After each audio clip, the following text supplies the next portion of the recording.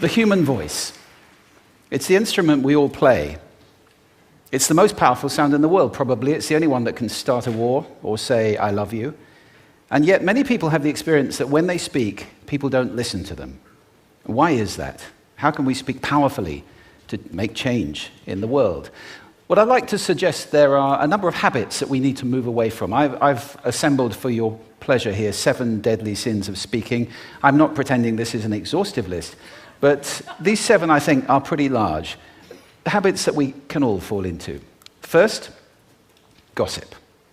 Speaking ill of somebody who's not present. Not a nice habit, and we know perfectly well the person gossiping 5 minutes later will be gossiping about us. Second, judging. We know people who are like this in conversation, and it's very hard to listen to somebody if you know that you're being judged and found wanting at the same time. Third, negativity. You can fall into this. My mother, in the last years of her life, became very, very negative, and it's hard to listen. I remember one day I said to her, it's October the 1st today, and she said, I know, isn't it dreadful? It's hard to listen when somebody's that negative. And another form of negativity, complaining. Well, this is the national art of the UK. It's our national sport. We complain about the weather, about sport, about politics, about everything. But actually, complaining is viral misery. It's not spreading sunshine and lightness in the world. Excuses. We've all met this guy. Maybe we've all been this guy. Some people have a blame thrower. They just pass it on to everybody else and don't take responsibility for their actions. And again, hard to listen to somebody who's being like that. Penultimate, the 6th of the 7, embroidery, exaggeration. It demeans our language, actually, sometimes. For example, if I see something that really is awesome, what do I call it? And then, of course, this exaggeration becomes lying, out and out lying, and we don't want to listen to people we know are lying to us. And finally, dogmatism. The confusion of facts with opinions. When those two things get conflated, you're listening into the wind. You know, somebody is bombarding you with their opinions as if they were true. It's difficult to listen to that. So here they are, 7 deadly sins of speaking. These are things I think we need to avoid. But is there a positive way to think about this? Yes, there is. I'd like to suggest that there are 4 really powerful cornerstones, foundations, that we can stand on if we want our speech to be powerful and to make change in the world. Fortunately, these things spell a word. The word is hail, and it has a great definition as well. I'm not talking about the stuff that falls from the sky and hits you on the head. I'm talking about this definition, to greet or acclaim enthusiastically, which is, I think, how our words will be received if we stand on these 4 things. So what do they stand for? See if you can guess. The H, honesty, of course. Being true in what you say, being straight and clear. The A is authenticity, just being yourself. A friend of mine described it as standing in your own truth, which I think is a lovely way to put it. The I is integrity, being your word, actually doing what you say, and being somebody people can trust. And the L is love. I don't mean romantic love, but I do mean wishing people well. For 2 reasons. First of all, I think absolute honesty may not be what we want. I mean, my goodness, you look ugly this morning. Perhaps that's not necessary. Tempered with love, of course, honesty is a great thing. But also, if you're really wishing somebody well, it's very hard to judge them at the same time.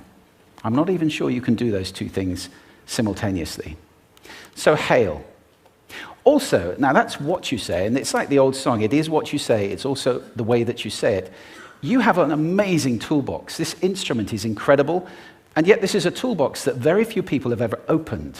I'd like to have a little rummage in there with you now, and just pull a few tools out that you might like to take away and play with, which will increase the power of your speaking. Register, for example.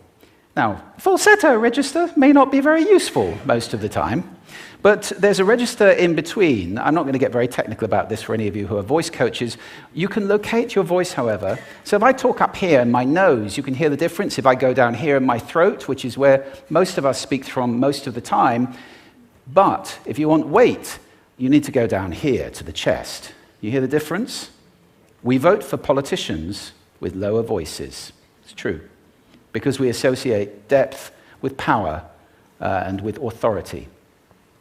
That's register. And we have timbre. It's the way your voice feels. Again, the research shows that we prefer voices which are rich, smooth, warm, like hot chocolate. Well, if that's not you, that's not the end of the world, because you can train. Go get a voice coach. And there are amazing things you can do with breathing, with posture, and with exercises to improve the timbre of your voice. Then prosody. I love prosody. This is the sing-song, the meta-language that we use in order to impart meaning. It's route one for meaning in conversation. People who speak all on one note are really quite hard to listen to if they don't have any prosody at all. That's where the word monotonic comes from, or monotonous, monotone. Also, we have repetitive prosody now coming in, where every sentence ends as if it were a question, when it's actually not a question, it's a statement. And if you repeat that one over and over, it's actually restricting your ability to communicate through prosody, which I think is a shame. So let's try and break that habit. Pace. I can get very, very excited by saying something really, really quickly, or I can slow right down to emphasize. And at the end of that, of course, is our old friend, silence. There's nothing wrong with a bit of silence in a talk, is there? We don't have to fill it with ums and ahs. Can be very powerful. Of course, pitch often goes along with pace to indicate arousal, but you can do it just with pitch. Where did you leave my keys? Where did you leave my keys? It's a slightly different meaning in those two deliveries. And finally, volume. I can get really excited by using volume. Sorry about that if I startled anybody. Or I can have you really pay attention by getting very quiet. Some people broadcast the whole time. Try not to do that. That's called sodcasting. Imposing your sound on people around you carelessly and inconsiderately. Not nice. Of course, where this all comes into play most of all is when you've got something really important to do. It might be standing on a stage like this and giving a talk to people. It might be proposing marriage, asking for a raise, a wedding speech, whatever it is. If it's really important, you owe it to yourself to look at this toolbox and the engine that it's going to work on. And no engine works well without being warmed up. Warm up your voice.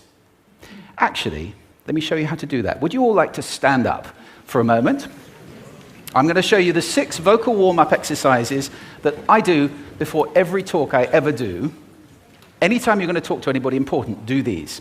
First, arms up, deep breath in, and sigh out, like that. One more time. Very good. Now we're going to warm up our lips, and we're going to go bop, bop, bop, bop, bop, bop, bop, bop. Very good. And now, just like when you were a kid. Now your lips should be coming alive. We're going to do the tongue next with exaggerated la, la, la, la, la, la, la, la, la. Beautiful. You're getting really good at this. And then roll an R. That's like champagne for the tongue.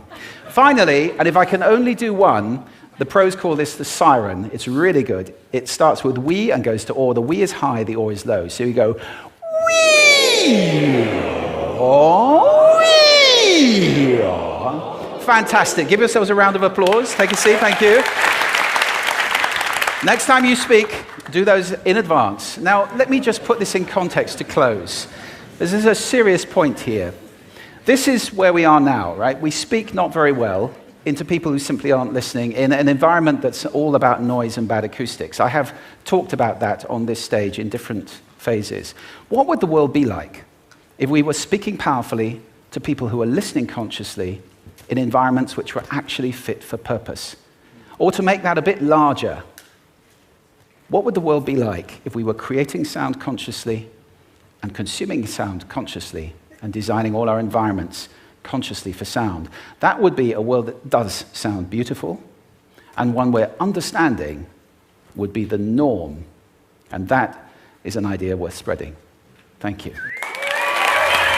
Thank you.